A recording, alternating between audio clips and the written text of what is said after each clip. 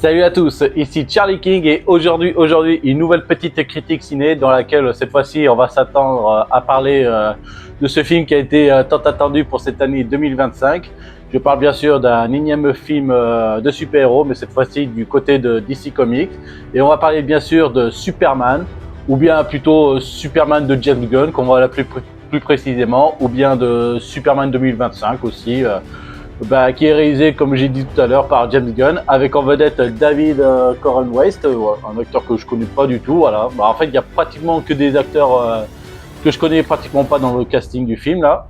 Donc voilà, la chose que je vais retenir comme gros nom dans ce film, c'est carrément le réalisateur James Gunn, qui cette fois-ci avait autrefois réalisé Les Gardiens de la Galaxie du côté du MCU, et que cette fois-ci il s'était rangé du côté du côté de Warner et de cofonder le studio DC, DC Studio, pour qu'ensuite les films de DC comme genre Superman, Batman puissent avoir leur propre film un peu à la MCU.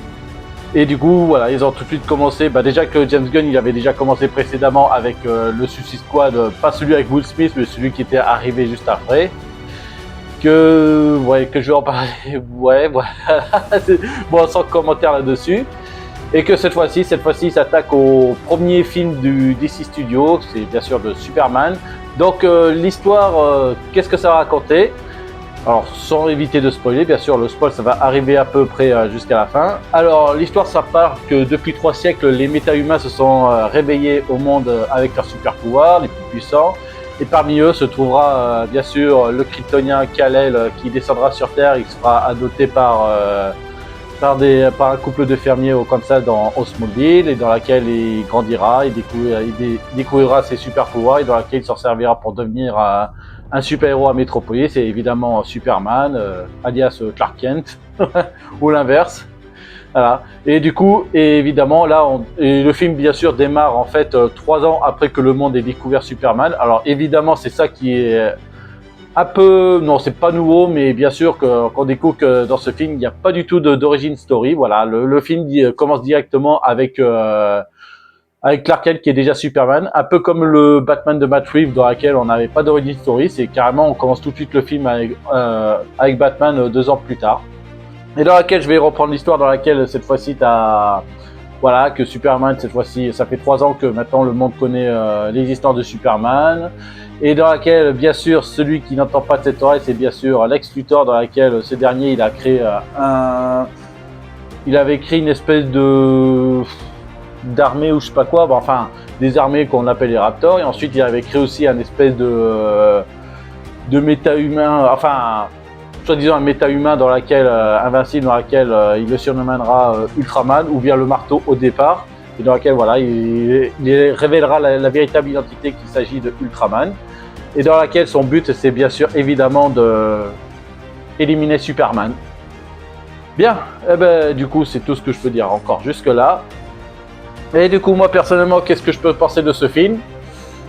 D'habitude dans mes petites critiques ciné, je me disais ça va, il y a certains films qui passent, par exemple, celui-là il était pas mal. Celui-ci, ça passe, il est pas si mal quand même, ouais, là-dessus ça va. Mais sur ce coup pour Superman, je vais vous dire que malheureusement, je suis un petit peu déçu. Voilà, je suis encore désolé de le dire, voilà, je suis vraiment un petit peu déçu de cette version de Superman. Après, du coup, pourquoi? Peut-être à cause du réalisateur James Gunn, parce que malgré que j'ai kiffé de ce qu'il a fait sur les Gardiens de la Galaxie, mais sinon, sur le reste de sa filmographie que j'ai vue, je trouve qu'il en fait trop. Soit il fait des tonnes, mais des tonnes dans la caisse, on se dit, mais c'est un peu de la merde ce que tu fais là. On dirait presque un mec, on dirait presque un enfant de 12 ans qui fait un film là. Enfin, on dirait presque plutôt pas un enfant de 12 ans, mais plutôt un étudiant de cinéma qui commence à faire ses premiers films, alors que le mec il a quand même plus de 20 ans ou 30 ans de carrière, hein. Ouais, c'est ça qui me... Ouais, on dirait, ouais, le mec je crois qu'il a presque 30 ans de carrière et on a l'impression qu'il fait ses premiers films comme ça. Et voilà, mais malgré que je dis encore une fois que les Gardiens de la Galaxie c'est la seule exception là, mais sinon malheureusement sur ces versions là comme le Superman et tout, non malheureusement je suis assez déçu. Mais surtout que aussi que pour le titre du film, bien sûr, le film qui s'appelle Superman, en réalité, ce film aurait dû aussi s'appeler Super Mal. Ouais, parce que je sais pas pourquoi, mais j'ai l'impression qu'en fait, j'ai l'impression que dans ce film, James Gunn, il déteste Superman. En fait, il déteste ce personnage-là. Je sais pas pourquoi, mais il y a des sensations que je le vois il déteste ce personnage parce que dans tout ce film, on découvre un Superman totalement faible, pas assez imposant, tout ça. Enfin, un mec qui est tout le temps par terre, genre à chaque fois il est toujours par terre, il souffre, à chaque fois il a toujours mal, il souffre, il est toujours mis à terre. Et surtout, putain, j'aurais dû compter le nombre de fois où on voit toujours Superman par terre là, parce que le problème c'est que dans le film il est tout le temps là comme ça. Hein. Dans pratiquement presque 90, allez, je vais être gentil, 85% du film, on voit toujours Superman par terre. Hein. Et ça. Et c'est ça qui me fait chier là, de voir un Superman complètement faible et tout. Encore que je vois bien que voilà, il a eu affaire à des ennemis qui sont puissants et tout ça, mais le problème c'est que ça que depuis le début. Et le problème c'est que, et là évidemment j'ai évité de spoiler, mais de toute façon là ce que je raconte c'est carrément le début du film là, parce que regardez, le premier plan du film c'est de voir Superman complètement étendu sur la neige.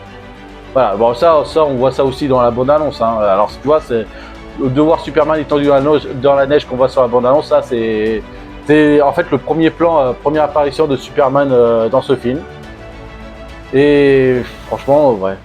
Mais c'est ça qui me fait chier de voir un Superman complètement mis à terre parce que, étant donné qu'à la fois que Superman c'est quelqu'un qui est censé être invincible, ben, on l'appelle déjà l'homme d'acier, mais même dans le film je me suis dit mais mec, tu sais que tu es surnommé l'homme d'acier, mais le problème c'est que je vois rien d'acier sur toi. T'es tout le temps, on dit t'as tout le temps bobo là et tout. Ouais. Et c'est ça, dans tout le film, c'est pour ça qu'à chaque fois, je n'y crois plus. J'ai plus l'impression de voir du Superman. Là, j'ai peut-être l'impression que c'est en fait un mec qui a peut-être des super pouvoirs, mais qu'en fait, c'est juste un autre personnage qui a juste chouré son costume et puis voilà. Mais sinon, j'ai l'impression que ce n'est pas Superman, lui. Ouais. Encore que je sais que dans toutes les adaptations de comics ou même dans les films, on sait qu'on a déjà vu plein de fois un Superman complètement affaibli et tout. Mais sauf que dans certaines adaptations, ça arrive rarement. Ça arrive rarement qu'on voit un Superman complètement affaibli. C'est pour ça, je cite Superman Returns, Man of Steel. En fait, on voit qu'il est complètement fort, mais après il y a eu des moments où il est complètement faible. Et ça arrive très rarement. Et c'est pour ça que des fois ça nous impacte aussi, qu'on a un peu peur pour lui, parce que c'est tellement rare qu'on le voit qu'il est complètement affaibli ou mis à terre comme ça. Mais là, dans ce film, étant donné qu'il est tout le temps, c'est tout le temps ça qu'on voit dans tout le film, mais malheureusement, on n'y croit plus, hein. On n'y croit plus en ce Superman, hein. Bon, après là, je dis des choses un peu négatives là-dessus, mais après, j'essaie de trouver des points positifs là-dessus, mais après, ça va être dur. Alors, je trouve que les points positifs que je peux trouver, c'est peut-être la réalisation qui est complètement pas mal. Bon, après, malheureusement, il y a certaines choses qui sont pas assez iconiques. Après, il y en a certains qui disent, alors ça va, il y a des bonnes scènes d'action qui sont présentes et tout ça. Malheureusement, il y en a certains qui vont être très oubliables. Il y a certains que j'ai dû oublier, mais sinon, oui, il y en a certains qui sont marquants. Mais le problème, c'est que, il y a une scène qui est marquante, comme je disais, mais malheureusement, les scènes qui sont pas marquantes, les scènes d'action qui sont marquantes, c'est pas celles où il y a Superman. Enfin, j'allais dire non, mais si, il y en a au moins une scène où c'est mémorable, ou dans laquelle c'est Superman qui est dedans. Mais sinon c'est ça le gros problème, c'est que James Gunn, on dirait qu'il arrive, il idolâtre en fait tous les personnages, que ce soit du Lois Lane, parce que Lois Lane, je trouve que c'est un personnage qui est parfait. Lex Luthor, je trouve que le personnage il a l'air parfait du tout. Même pareil, bon là de toute façon je vais un peu révéler qu'il y a aussi l'apparition des alliés de Superman qu'on appelle la Justice Gang, dans laquelle est composé de Green Lantern composé de Gail Garrett, ouais, si je me rappelle, et de Hot Girl et Mister Terrific. Voilà, ça y est. Oui, après il y a un Métamorpho, mais ça je vais vous expliquer un peu après de lui. Mais en fait, même Métamorpho, je crois que c'est un personnage parfait. En fait, on dirait que le seul personnage qui n'est pas parfait du tout, c'est Superman, comme je le dis. Ouais. C'est pour ça que je me suis dit, mais dans ce film, non, James Gunn déteste Superman. Et là, je l'aurais dit peut-être au moins une 5e fois ou 6e fois. Voilà. Ouais, voilà. Alors, qu'est-ce que je disais avec tous les autres personnages? Oui, t'as la Justice Gone de Green Lantern, Hot Girl et Mister Terrific. Après, voilà, les autres points positifs aussi, t'as aussi l'acteur qui joue Lex Luthor, je trouve que ça va, il joue déjà assez... Il joue pas mal, malgré qu'il surjoue un peu, mais ça, c'est un peu normal, c'est un peu la base d'un Lex Luthor de voir... en fait, le seul moment où il surjoue, c'est quand il est un peu en colère, et évidemment, ça arrive souvent chez un Lex Luthor, quand il est en colère, il surjoue un peu, mais voilà. C'est ça. Mais après, qu'est-ce qu'on peut révéler? Après, on peut aussi révéler un peu le chien, la Crypto le chien. Bon, ça, c'est dans l'abondance aussi. Bon, on sait déjà qu'il y avait le chien Crypto qui est là. Le Crypto le chien, ça va, il est pas mal. Malgré qu'il soit pas trop dessus, on va dire, il est un peu présent dans le film. Et c'est ça, mais on a l'impression qu'il vole presque à la vedette à Superman. Parce que là, on dit le chien, il est parfait. Hein. Je crois qu'il n'y a pas de défaut. Bon, malgré qu'il a eu... il se fait quand même... oui, c'est vrai, il a des petits défauts, c'est le fait que voilà, il a du mal à être obéi, mais sinon, on dirait que le chien est parfait. Donc voilà, à tout à l'heure, à ceux qui veulent me rejoindre dans la partie spoil, et ceux qui veulent pas se faire spoiler, ben, quittez la vidéo tout de suite et on se dit à plus tard.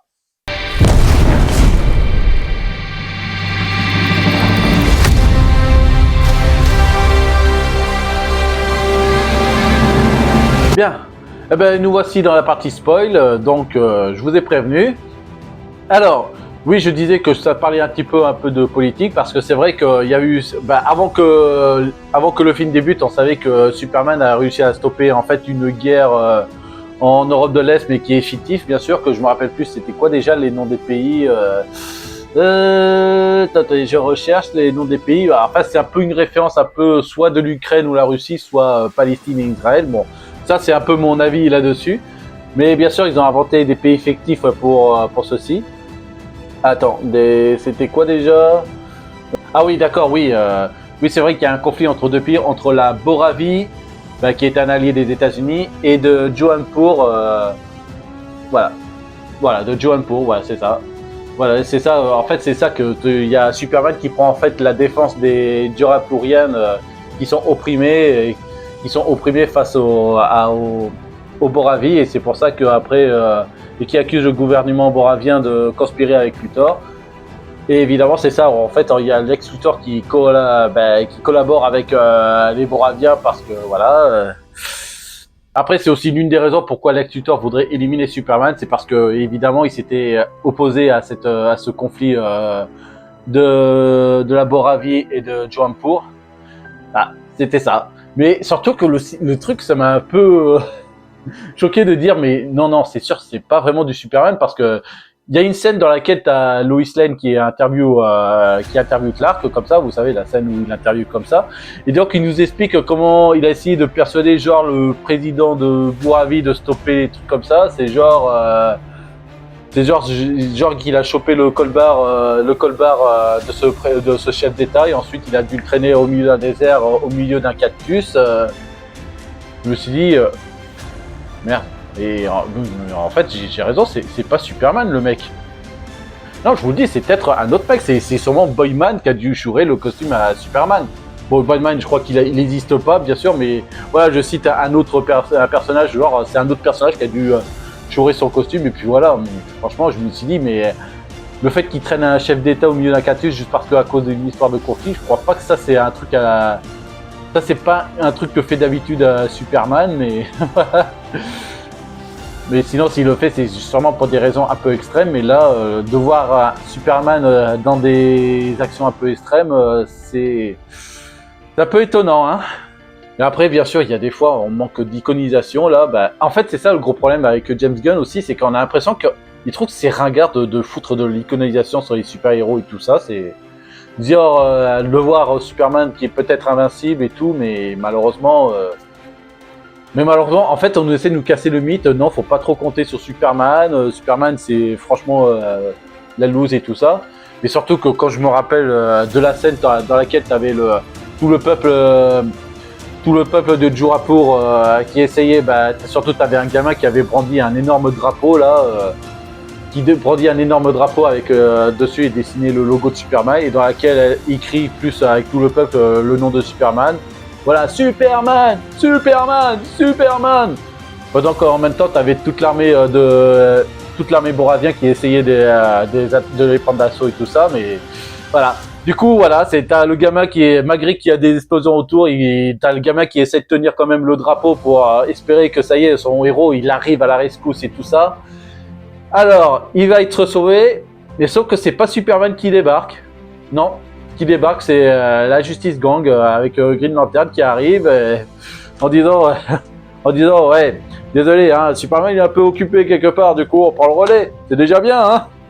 De devoir, en fait, je crois que le gamin, je crois qu'il a l'air totalement un peu déçu en disant qu'il aurait tellement espéré de voir l'homme d'acier, que ce soit l'homme d'acier qui arrive à la rescousse, mais finalement non, c'est juste ce mec coiffé à la gosse froide de Montmirail avec son anneau là qui débarque comme ça.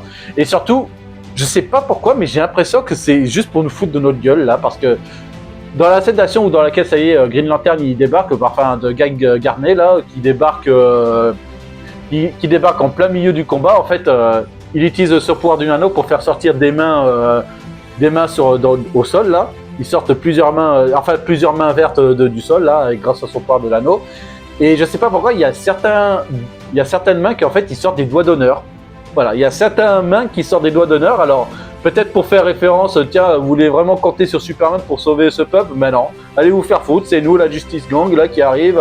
Votre super-aide de Cap Rouge, tout ça, non, ouais. Non, alors, il viendra pas, hein. Regardez, hein. Ça, c'est la preuve, hein. Vous voulez compter Superman? Non, allez vous faire foutre, hein. Et ça c'est sûrement, et ça, ça appartient sûrement à James Gunn, hein, pour vous dire. Tiens, vous voulez voir James Gunn qui montre aux gens, tiens, vous voulez voir vraiment Superman sauver un peuple, là? Non, tenez, voilà. Voilà, vous voulez voir un film dans lequel Superman voudrait sauver un peuple opprimé? Voilà, tenez. Oh là là, franchement. Et c'est pour ça que je commence un peu à détester les films de James Gunn, je vous le jure. Bon, après, bien sûr, il y a eu un twist dans laquelle le gros... en fait, l'espèce de machine qui est manipulée par Lex Luthor qui se fait appeler Ultraman, du coup, qu'on découvre que, oui, Ultraman, c'est en réalité un clone de Superman. Donc, c'est peut-être pour ça qu'il est aussi très puissant, et c'est aussi peut-être pour ça que Lex Luthor, il a pu réussir à s'infiltrer dans la forteresse de solitude, parce qu'il avait un clone de Superman à côté de lui. Malgré que le fait, je sais pas, peut-être qu'il a pas le même ADN, ou voire même surtout qu'il avait pas son visage dévoilé, il avait un masque. Alors, je demande comment la forteresse de solitude a pu détecter genre une présence de Superman, mais que c'est pas Superman. Allez savoir. Voilà. Mais après, la fin, ça s'est terminé comment? Bon, Lex Luthor qui se fait arrêter et tout. Superman qui se remet en couple avec Lois, et bien sûr l'apparition de Supergirl. Et Supergirl, voilà, première apparition de Supergirl depuis longtemps dans un film, parce que le dernier film qu'on a vu sur Supergirl, c'était celui des années 80 qui était un très bon nanar. Ça y est, première apparition de Supergirl après la série. On voit une Supergirl complètement titubée là, genre je sais pas, peut-être qu'elle est bourrée, elle vient tout juste de revenir d'une fête alcoolisée comme ça, parce qu'elle est complètement torchée là. En disant, oh, il disait passé là, hein? Ah, et t'as bien gardé mon chien là? Ouais, voilà, c'est ça. En gros, voilà, c'est ça. Elle tentait pas titubée, elle est juste là pour récupérer son chien, Crypto là, et après elle s'en va en disant, hey, merci pour tout, ma couille, hein. Voilà. Après, ouais, c'est ça. En VF, elle dit ma couille là. Alors, bien sûr, j'avais dû voir le film en VF, mais il y a certains. Ouais, malheureusement, j'ai pas pu voir une séance en VO, mais je sais qu'il y a quelqu'un, avait quelqu'un qui m'avait aussi expliqué qu'en VO, en fait, elle disait my bitch. Voilà. En gros, pour Supergirl, Superman, c'est sa pute, hein, qui est juste là pour surveiller son kleps pendant qu'elle est en train de se bourrer la gueule. Super. Et surtout de l'appeler ma bitch, ma pute, voilà, super, ou ma couille en VF. Super, qui c'est qui avait envie d'entendre Supergirl dire ça? Bon, en tout cas, pas moi. Hein. Je crois qu'il y a peut-être James Gunn qui était le seul à vouloir entendre Supergirl dire ma bitch, voilà, ma pute. Voilà, ou surtout de traiter de Superman ma pute, là. Oh là là là là. Eh oui. Oh la fin, voilà. Supergirl qui traite Superman de ma pute, hein, ou ma couille. Et là, je me suis dit, mais Et après, ouais, je me rappelais plus, mais c'est vrai qu'ils avaient un projet de faire un film Supergirl après ça. Et là, je me suis dit, non. Là, James Gunn, va te faire foutre, j'irai pas dépenser maintenant 10 balles pour voir Supergirl. Hein. Et là, pas parce que c'est une femme, mais juste parce que tu nous montres une Supergirl complètement torchée qui parle mal, qui traite de ma couille, ma bitch, tout ça. Disons, est-ce qu'on a envie de voir une super héroïne d'être comme ça là? Excuse-moi, mais là on avait une série Supergirl. Certes, ça c'était un peu nunuche et tout ça, mais au moins c'était une bonne Supergirl, hein, celle de la série dans le Arrowverse. Hein. Au moins c'était pas mal. Au moins j'ai un petit peu aimé la Supergirl du Arrowverse, malgré que je suis pas un gros fan hardcore du Arrowverse, mais j'ai quand même kiffé au moins la série de Supergirl au moins. Et là, franchement, j'ai envie de vous dire, pour le projet du film Supergirl, non, James Gunn va te faire enculer. Et là, désolé d'être mal poli là-dessus, hein, mais là, j'ai envie de lui dire, non. Là, pour Supergirl, va te faire foutre. Hein. Là, déjà, en 10 secondes, tu m'as fait très vite détester cette Supergirl. Mais là, le fait que tu vas essayer de m'encourager d'aller voir son film comme ça, là, non. Non. Voilà. Bon, c'est tout ce que j'ai à dire à peu près. Voilà, je me suis un peu énervé là, je m'excuse carrément d'avance. Mais c'est ça, moi je trouvais que l'apparition de Supergirl, enfin, la façon comment James Gunn a traité des personnages tels comme Superman et Supergirl en même temps, ça m'a fait complètement détester ce film. Enfin, et surtout de détester entièrement James Gunn. Alors, encore que je déteste pas entièrement, mais franchement, je me suis dit, si ça continue comme ça, je vais être clair. Je vais franchement maintenant boycotter toutes les films de James Gunn. Hein. Encore une fois, j'avais beaucoup aimé Les Gardiens de la Galaxie, mais on dirait que dans tous les restes de sa filmotographie, c'est à chier. Voilà, c'est à chier sa filmotographie. Hein. Alors tu peux retourner, alors peut-être que je retournerai, peut-être si tu nous fais encore un Gardien de la Galaxie, peut-être j'y retournerai les voir. Mais par contre, pour tous les restes des films d'ici, tout ça, non. Merde, hein. Voilà. Et après, oui, c'est ça que j'avais aussi oublié d'en parler, c'est que ce film se repose aussi sur une histoire de migration. Par exemple, on sait que Superman, c'est carrément quelqu'un qui vient d'ailleurs, qui vient d'atterrir sur Terre et qui essaie de s'intégrer. Et que évidemment, tu vois, d'un côté, t'as Lex Luthor qui est dans une espèce de politique dans laquelle il faut jamais intégrer des personnes comme ça et tout. Voilà. Et c'est ça aussi que ça pose problème, c'est que à la fois, je trouve que James Gunn il le fait très mal parce que déjà qu'un film qui parle un peu de migration envers Superman, on l'a déjà eu, c'était Man of Steel, hein. Et en plus, et ça marchait mieux parce qu'au moins ça traite un peu plus de Superman qui est bien sûr un migré qui est à la fois un mi-dieu, mi-humain. Enfin, on traite plus un côté humain, mais bien sûr le côté dieu. C'est ça aussi qui était intéressant avec lui, c'est que bien sûr c'est un personnage, mais qu'en fait c'est un espèce de dieu qui essaie de s'intégrer dans le monde des humains, et c'est ça qui est assez intéressant. Mais là dans la version de James Gunn ça marche pas trop bien parce qu'on a l'impression qu'il essaie de beaucoup plus mettre en avant le côté trop humain de Superman, mais d'un côté il oublie un peu le côté dieu.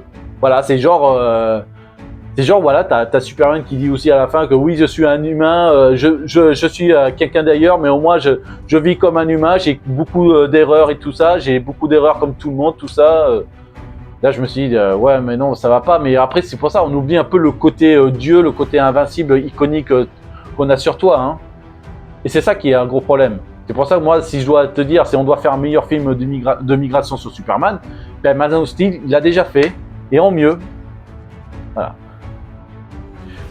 Oui, ici Charlie King du futur parce que je voudrais refaire cette vidéo parce que je voulais rajouter des trucs que j'ai complètement oublié de rajouter. Alors, qu'est-ce que je peux rajouter? Bien sûr, je voudrais rajouter quelques points négatifs et bien sûr quelques points positifs que je peux au moins finalement lui proposer à ce film. Alors déjà, pour commencer, les points négatifs que je peux aussi trouver, c'est malheureusement les musiques. Parce que malheureusement, j'ai trouvé que les musiques sont pas du tout mémorables. En fait, la seule chose qui était mémorable, c'est le fait qu'ils ont repris en fait le thème principal de Superman, le thème composé par John Williams, mais en version guitare. Voilà. Enfin, je vais pas dire si c'est version rock. Là, c'est vraiment, je vais dire vraiment version guitare. Et malheureusement, je trouve que cette version, elle est Elle est nulle, hein, parce que j'ai l'impression, en fait, il a été joué par quelqu'un qui vient tout juste de commencer à apprendre de la guitare, voilà. Genre, ting, ting, ting. Ouais, parce qu'en fait, il y a chaque note, en fait, ça prend 5 secondes où ça arrive, hein. C'est genre comme ça. Ting, ting, ting, ting, ting, ting, ting, ting, ting. Ouais. C'est pour ça, que là, je fais le truc, c'est parce qu'en fait, des fois, les prochaines notes, ils arrivent genre après presque, allez, je vais dire 3 ou 5 secondes là, avant qu'ils passent à une note suivante, et franchement, ça a l'air nul, hein. Je sais pas pourquoi ils ont pas eu l'idée de composer, je sais pas, un nouveau thème, comme par exemple, je sais qu'ils ont fait un nouveau thème avec Man of Steel, alors que moi, personnellement, peut-être que moi, j'ai pas trop en souvenir de ma tête les musiques de Man of Steel. Mais au moins, ils ont essayé de faire un nouveau, et ça, c'était déjà bien originalement. Mais là, malheureusement, on dirait qu'ils n'avaient pas d'idée de composer une nouvelle musique. Non, la chose qu'ils ont fait, c'est de reprendre le thème de John Williams. Alors certes, il y avait eu aussi Superman Returns qu'ils ont fait aussi, ils ont repris le thème de John Williams. Mais eux, au moins, ils ont assumé que Superman Returns est une suite canonique avec Superman 1 et 2 de Christopher Reeves. Christopher Reeves, voilà, je le prononce assez bien correctement. Voilà. Non, franchement, les musiques sont malheureusement décevants. Après, voilà, je vais rajouter au moins les points positifs. C'est bien sûr les personnages, voire même les acteurs. Alors, pour commencer, il y avait Jimmy Olsen, là, que je trouve que c'est un très bon personnage, finalement, ouais, c'est sûr. Mais franchement, je me pose un petit peu la question à propos du choix de l'acteur, parce que, encore que l'acteur, il est pas mauvais, il y joue très bien. Mais c'est sans doute peut-être à l'âge, parce que, après, je connais pas l'âge de l'acteur, mais je sais pas, parce que d'habitude, dans l'univers de Superman, Jimmy Olsen a toujours été décrit comme un personnage qui est très jeune. Voilà, en fait, c'était un très jeune photographe là qui bien sûr qui suit les conseils des genres de Louis C. Clark ou de Perry White, parce que ce sont plus ils sont plus vieux qu'eux, et que voilà, ils ont de l'expérience et du vécu. Mais là, on a l'impression que dans ce film, Jimmy Olsen, il a pratiquement le même âge que Clark et Lois. Alors voilà. Mais malgré que je pose la question là-dessus, ça me pose pas trop de problème. Moi, je trouve que le personnage est au moins intéressant et tout ça. Encore que le reste de la Justice Gang, voilà, t'avais Gal Garrett, qui, je crois, oui, le Green Lantern là, que franchement, qui est pas mal, malgré qu'il soit con et tout ça, mais après il était déjà comme ça de base dans le comics, alors donc ça passe. Après, il y a aussi Hot Girl, que malheureusement, elle fait pas trop grand chose, elle est juste l'accessoire, enfin elle est juste là pour les phases d'action et tout ça, mais malheureusement il y a aucune souris, enfin aucune narration avec elle, mais voilà. Mais malgré que le fait que c'était super de voir au moins Hot Girl pour la première fois en film live. Et après, Lex Luthor, que j'ai déjà raconté qu'il est joué par un très bon acteur, mais malheureusement qui chipote. Lois Lane, qui est au moins présente, un peu utile, mais malheureusement je pense pas aussi plus utile que... Ouais, au moins, je vais dire, elle est là. Au moins, elle est présente. C'est tout ce qu'on peut dire dans ce film. Et après, en dernier, je parle bien sûr de Superman. Alors, qui est joué par David Crossan West, si je me rappelle comme il s'appelle comme ça. Alors, malgré le fait que, évidemment, j'ai pas beaucoup aimé comment était écrit le personnage de Superman, malgré que je trouve que, voilà, malheureusement, ce Superman-là, il est mal fait, mal écrit, qui est décevant.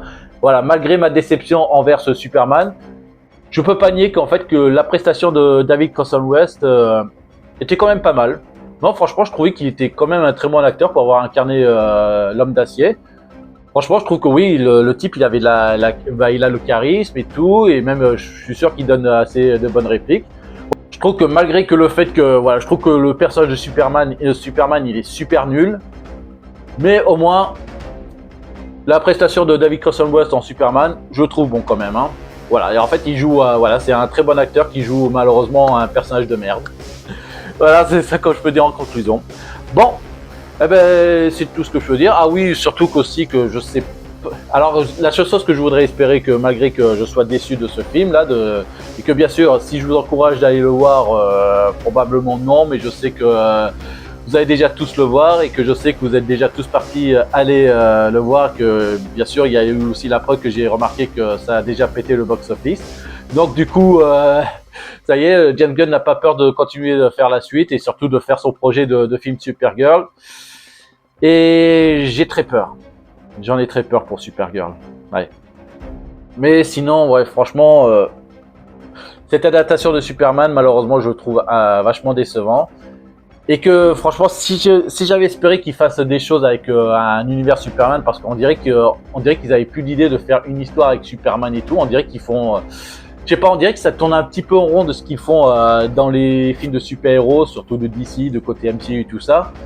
Voilà, et surtout envers Superman, on dirait qu'ils savent pas du tout de quoi, qu'est-ce qu'ils peuvent raconter sur un film avec Superman. Mais franchement, je trouve que s'il existe bien une adaptation dans laquelle on aimerait bien voir ça en film, là, c'est bien sûr ceci, que j'ai le comics.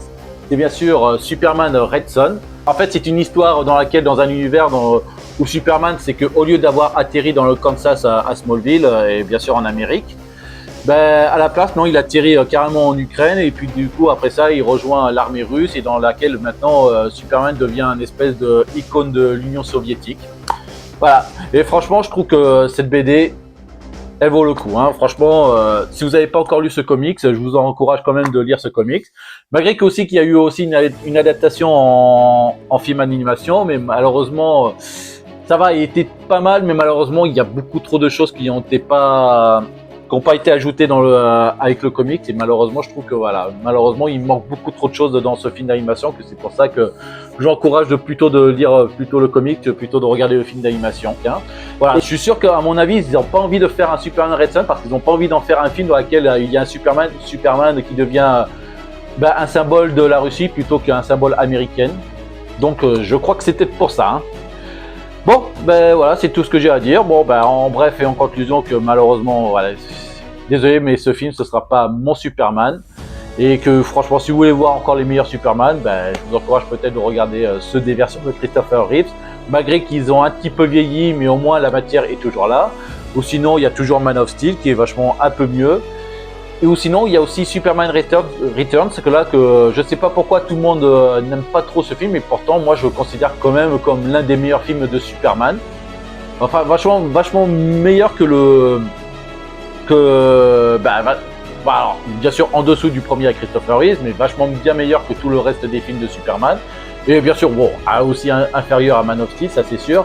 Mais franchement, forcé de voir aussi Superman Returns, hein, parce que franchement, il méritait pas de se faire tabasser par les critiques et tout ça, parce que franchement, je vous le dis, hein, c'est l'un des meilleurs films de Superman, et je le répète encore. Bien. Eh ben voilà, j'en ai terminé. D'ici là, je vous n'hésitez pas à liker, à commenter, bien sûr, de poser votre avis, tout comme moi j'ai posé mon propre avis. Alors bien sûr, comme je dis que ce film est une déception pour moi, bien sûr, c'était mon propre avis à moi, et que si vous avez adoré ce film, tant mieux pour vous. Hein. Au moins, les avis c'est comme les trous du cul, on en a tous un. Voilà. Bien, et surtout n'hésitez pas à vous abonner si c'est pas déjà fait. Et puis d'ici là, je vous dis à plus. Sayonara et ciao!